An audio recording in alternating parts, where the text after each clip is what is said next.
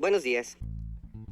Sensiblement différent, le podcast des humains sensibles et différents.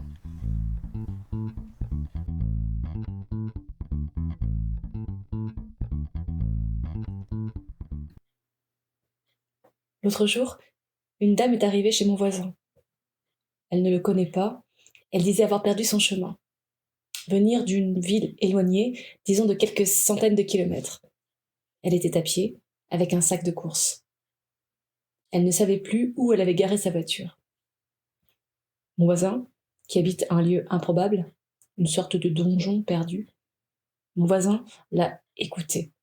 Vraiment, écouté. Je pense qu'elle lui a fait confiance directe. Lui, il a essayé de contacter les autorités locales pour l'aider. Après ça, bien plus tard, une voiture est arrivée avec une personne responsable du lieu où vit la dame, dans cette réalité. Mon cœur s'est serré, parce que, franchement, je ne serais pas partie avec elle. J'ai regardé mon voisin. J'ai regardé où se situait l'humanité. Mais fraternité, putain. Salut, épisode 32, un jour, un thème, un podcast. Aujourd'hui, je vais te parler de la mort. Bon, je sais, dit comme ça ne sonne pas funky. Pour être parfaitement honnête, je n'avais pas du tout imaginé aborder ce thème un jour. Pas du tout. Je peux te montrer la liste de mes 20 prochains sujets. Nulle part est écrit « Rendez-vous avec la mort ». Pourtant, je l'ai côtoyé récemment. Ce n'est pas un sujet facile. Il se peut que ma voix tremble. Ça fait partie du game. Et dans les règles que je me suis fixées, je te raconte mon histoire telle que je la vis.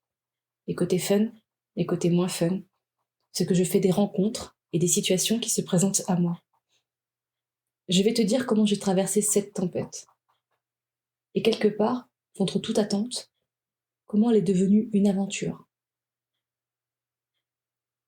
Je dédie cet épisode à toutes celles et tous ceux qui ont perdu quelqu'un. À toutes celles et tous ceux qui accompagnent la mort dignement, respectueusement. Je le dédie aussi à tous les vivants.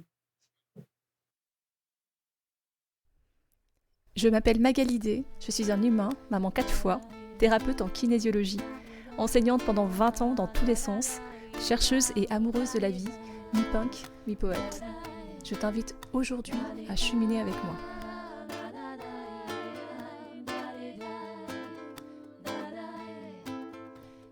Abonne-toi à ce podcast que tu peux trouver sur toutes les plateformes pour ne rien manquer et participer à cette aventure extraordinaire, la tienne.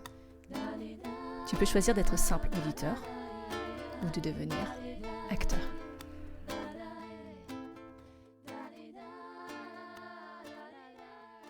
Sensiblement différent.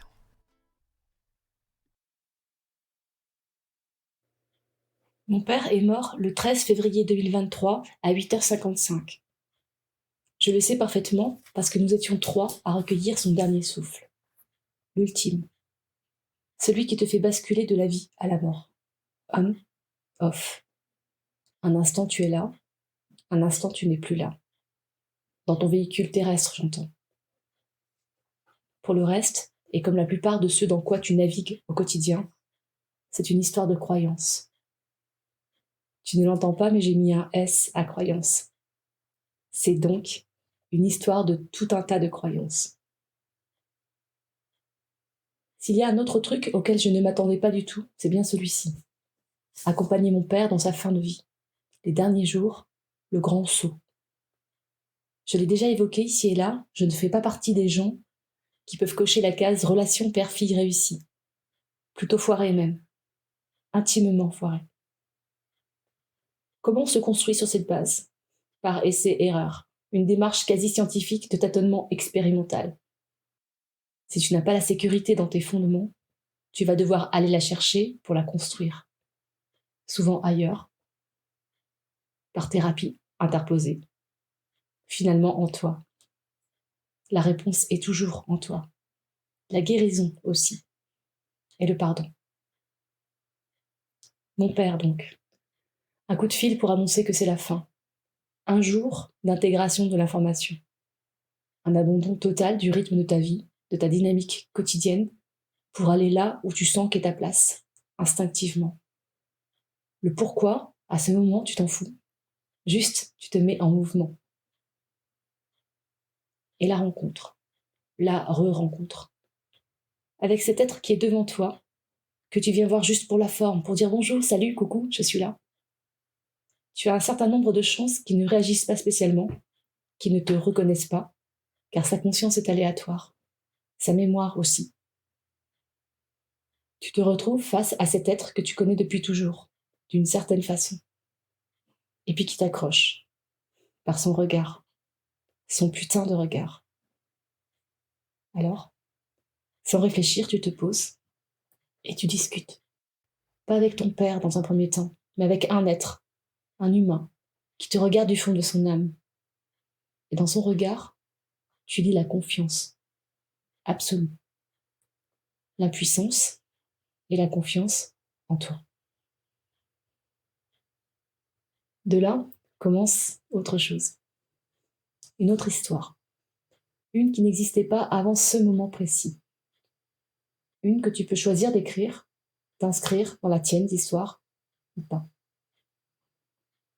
J'ai choisi de l'écrire. J'ai consacré l'immense partie de ma présence ponctuelle sur la terre où je suis née et à laquelle je ne me sens pas appartenir, à partager des moments avec lui. Lui dire des tas de trucs sur ma vie, celle de mes drôles, des trucs importants, des trucs pas importants, n'importe quoi.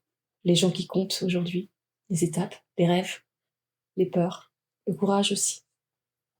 Et puis, lui expliquer l'après, le voyage, la légèreté, l'encombrement de ce corps fatigué, la libération, la transition, le décollage.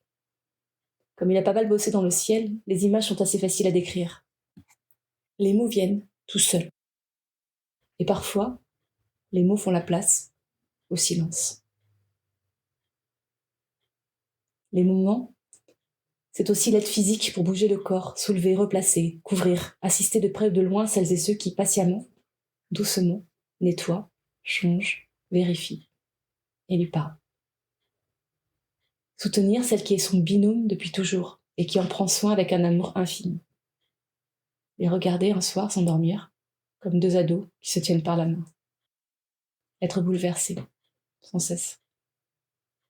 Organiser une réunion de famille improbable avec la tribu de petits-enfants pour lui souhaiter un bon voyage, dire des trucs nuls, dire merci. Dire merci surtout.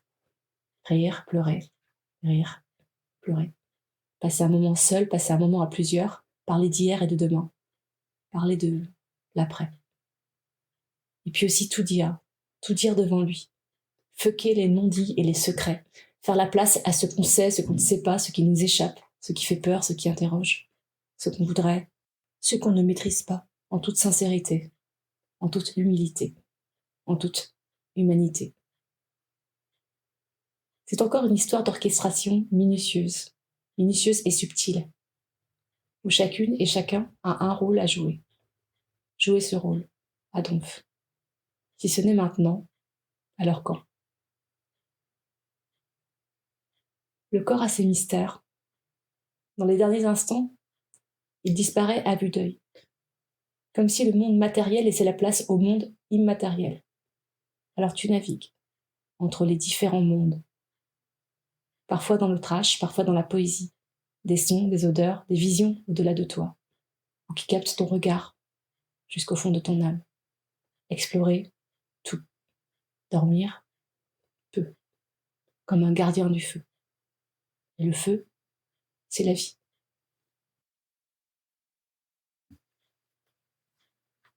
À un moment, je l'ai appelé papa.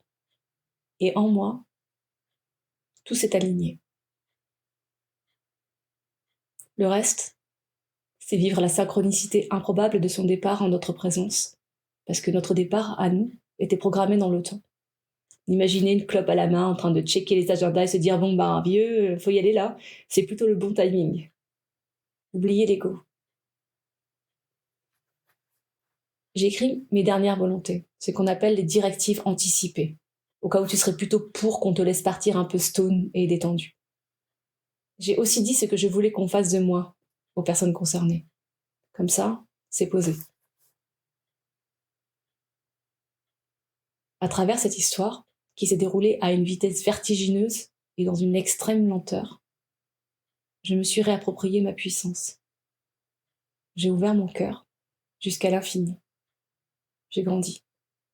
J'ai utilisé tout ce que j'avais sous la main, en tant qu'humain surtout, thérapeute beaucoup, mère, fille, musicienne. Oui, parce qu'on a chanté.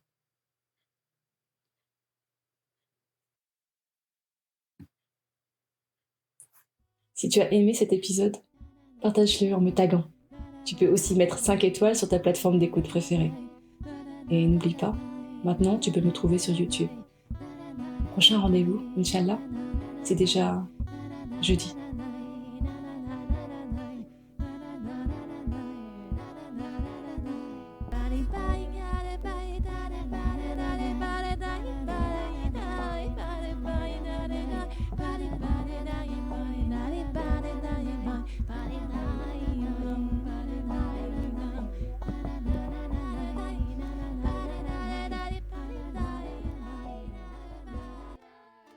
Sensiblement différent.